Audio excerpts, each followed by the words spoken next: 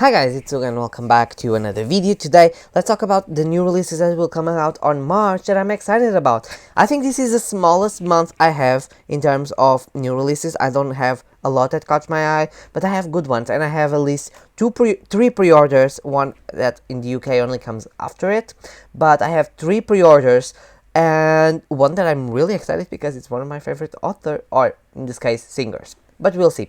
Before we dive in, don't forget, if you like my content, like, comment and subscribe. Very important, okay? Let's go for the releases. I think this one is not a surprise. It's on the list for everyone. It's the Illuminate box for March, and it's Gallant by Victoria Schwab.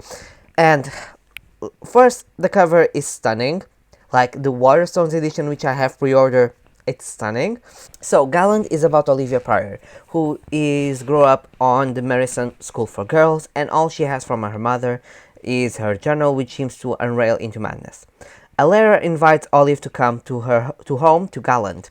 Yet, when Olivia arrives, no one is expecting her, but Olivia is not about to leave the first place she feels like home. It doesn't matter if her cousin Matthew is hostile, or if she sees half-formed ghouls haunting the halls. Olivia knows that Gallant is hiding secrets, and she is determined to uncover them.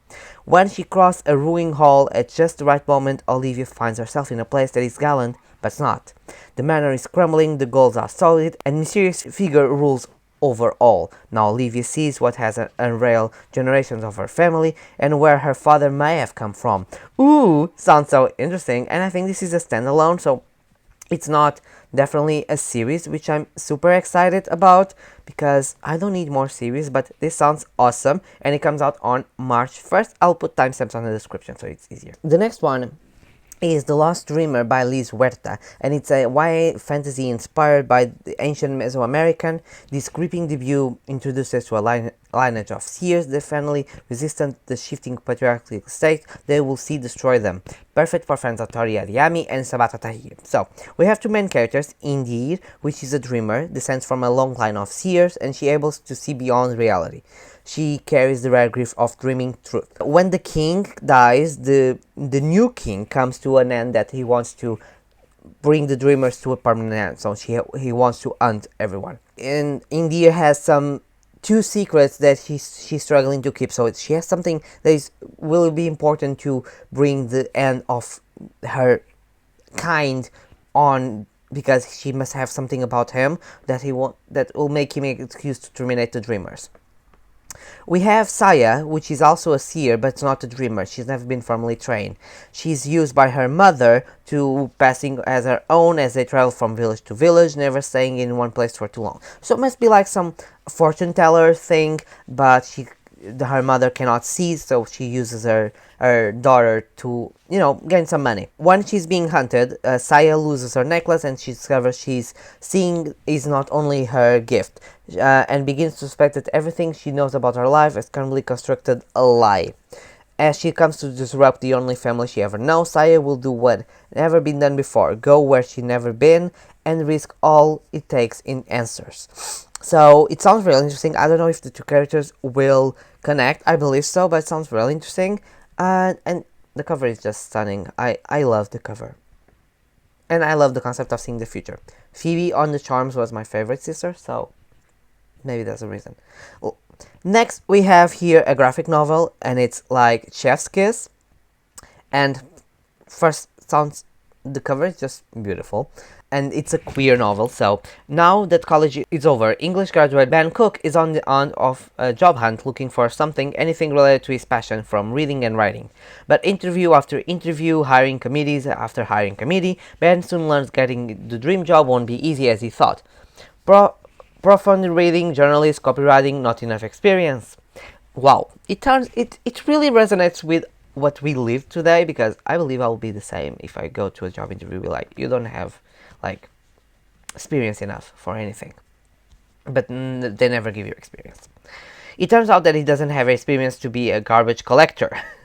When Ben stumbles upon a now hiring no experience necessary sign outside the restaurant, he jumps at the chance to land his first job. Plus, he can keep looking for a writing job in the meantime.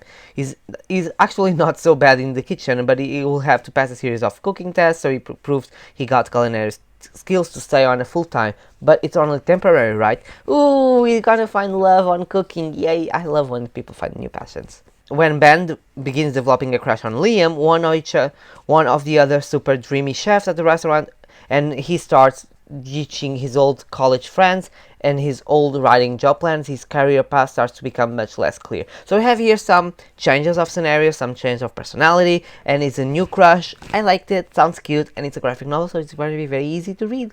The next one I have is 1,000 Steps into the Night by Tracy Shee. This book sounds amazing. Miyuko is an ordinary girl, it's an innkeeper daughter, but when she is cursed to transform into a demon, she has to go into this quest to reverse the curse. A little bit like Little Thieves. Sounds interesting. I really like that one, so I see the parallels. She's aided by a Magpie spirit and a continuously betrothed by a demon prince, so we have here some maybe romance. She must outfox tricksters, escape demon hunters, and negotiate with feral gods if she wants to make it whole again. But with her transformation comes power and freedom. So maybe she doesn't want to transform at all. Maybe she wants to, continue to be a demon because of power. Don't know. We'll see. She have to decide if saving her soul is worth trying to cram herself back into ordinary life that no longer fits her, or perhaps never did. So sounds epic. Like, I love the concept. I love mythology, Japanese, Asian love. So sounds really awesome, not gonna lie. And the cover is just stunning. So definitely one to keep an eye on. We move to March 7, and this is one of my most anticipated releases ever, which is Run Rose Run by Dolly Parton and James Patterson. Like, I really liked Maximilian Ride, the book that I've read from James Patterson, and I love Dolly, and Dolly's releasing an album with the book, so I say I don't need more excuse for this. Like, so it's a story of a songwriter who wants to rise for fame, like a little bit Dolly, but then she also has to run, find the future, lose the past. So it's a thriller. She has a darkness behind her, so it's not very clear what's gonna happen, but from what we know, she wants to be this country star, but she has something in the past that comes after her, so she has to run Rose run. She's gonna have some music released, because which I heard, and they were very good. Like, it's Dolly. It's Dolly, you don't need more. And yeah, I'm really excited about this one because I love thrillers, I love Dolly. What's more? Now, as you know, I love Alison Schaff's last book, Down Comes the Night. One of the best books of the year, best books to read in 2021, and she has a new release, which is A Foul Water Magic. And this one follows in the same category, like a young adult fantasy.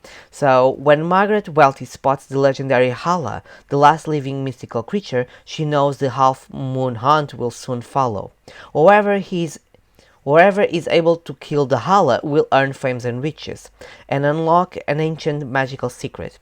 If Margaret wins the hunt, it may finally bring her mother home. While Margaret is the best sharpshooter in town, only teams of 2 can register, and she needs an alchemist.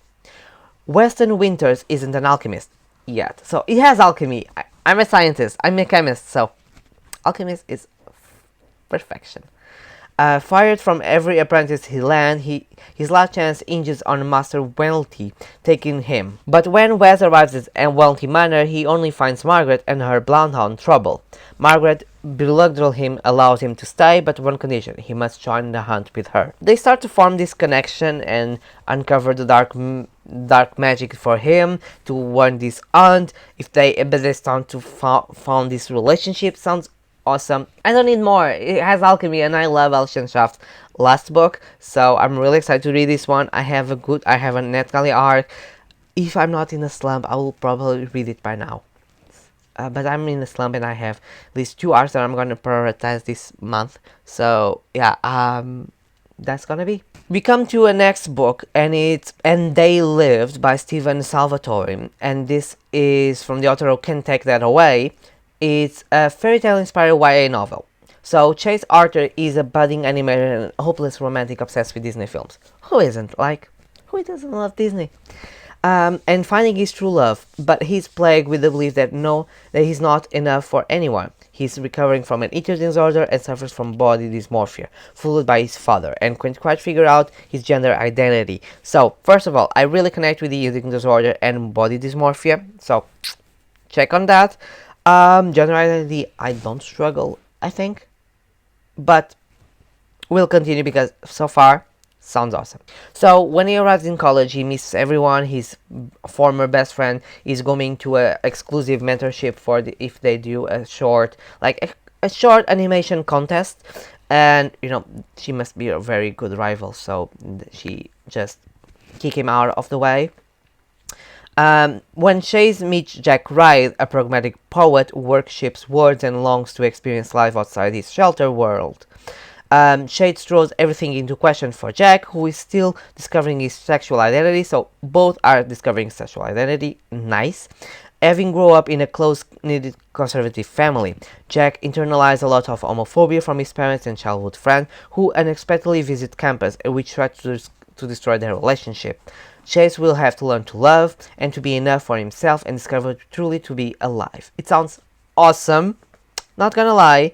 I saw the first book, Can't Take Away, a few times, but it sounds really cool, and it's like Disney animation.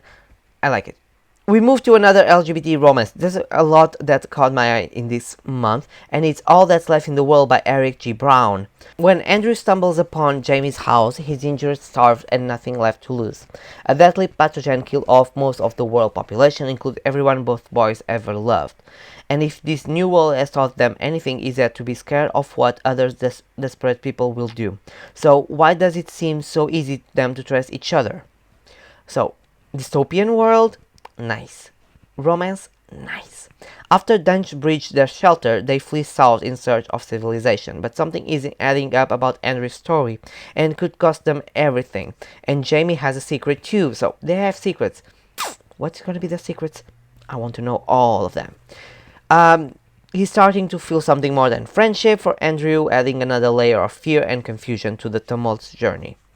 So, they have to survive, trust each other, romance, blah, blah, blah, blah. The secrets sounds really cool.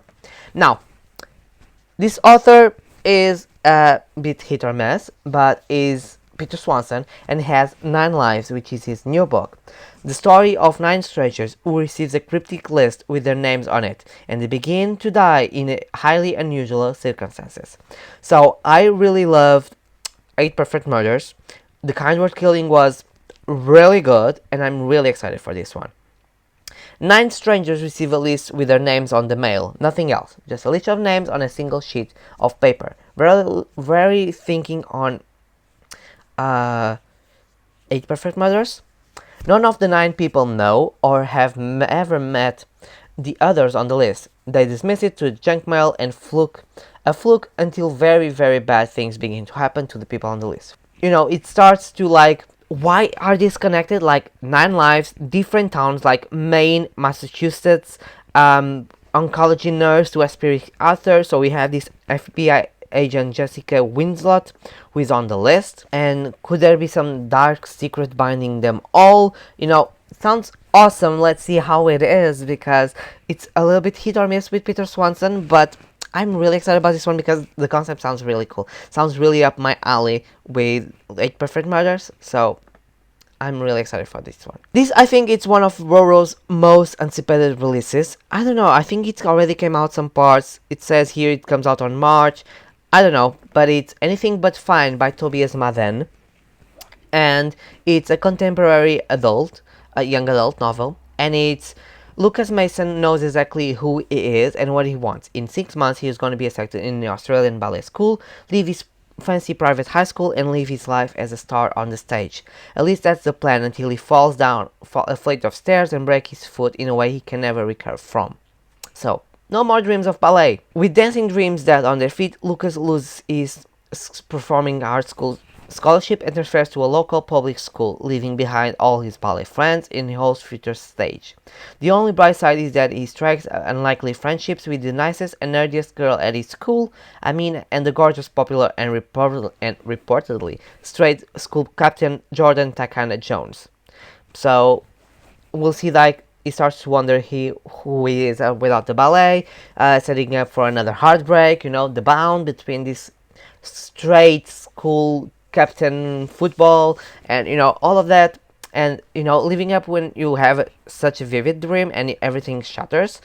It's very important, and it's very hard to make a grief of that, because you need to make a big grief. Sounds really interesting. Now, I have this pre-order, and I think in the UK it only comes out on May, because it's what it says on my Waterstones. And it's So This Is Ever After by F.T. Lukens, and I have in Deeper Waters. I haven't read it, but this says Carry On meets Arthurian Legends, and I love both, so sounds everything. So, Arek hasn't thought much about what will happen after he completes the prophecy that says that he's destined to save the kingdom of air from his evil ruler. After he clumsily killed the evil king, he and his ragtag group of quest companies are a bit of loss what happens next. A temporary safeguard, Arek's best friend and mage Matt, convince him to assume the throne until the true heir can be rescued from the tower, except that she's dead. Now Arek is stuck as a king role that comes with magical catch. Choose a spouse by your 18th birthday or wither away with nothing. So he has to marry Mark, please. With his 18th birthday only 3 months away and only Matt in on the secret, Arek embarks on a desperate bid to find a spouse to save his life, starting his quest companion, but his attempts whooping his friends go painfully and hilarious wrong. So I think it's gonna be very hilarious. I love, because Carry On has this joyful tone on it, so I hope this one has it, and sounds awesome, and I really excited. I will get on and I go to London to meet my friends. So yeah, these are my releases for this month. I don't have a lot to say. I hope you enjoyed it. I hope you had some books for your lists. If you like this type of content, I make a lot of content. Don't forget to leave a comment, like, and subscribe. Hit the notification bell. I have affiliate links below if you want to support this channel, also as a Ko-fi, and a link for Scribd. If you like audiobooks, Scribd is the best way to get your audiobooks. You get 60 days free if you use my link down below. I post videos every Tuesdays and Sundays at least, but at least once a week I'll try to post it, and I have like reading sprints on Fridays, 9 PM at GMT, and I see you guys on my next video. Bye.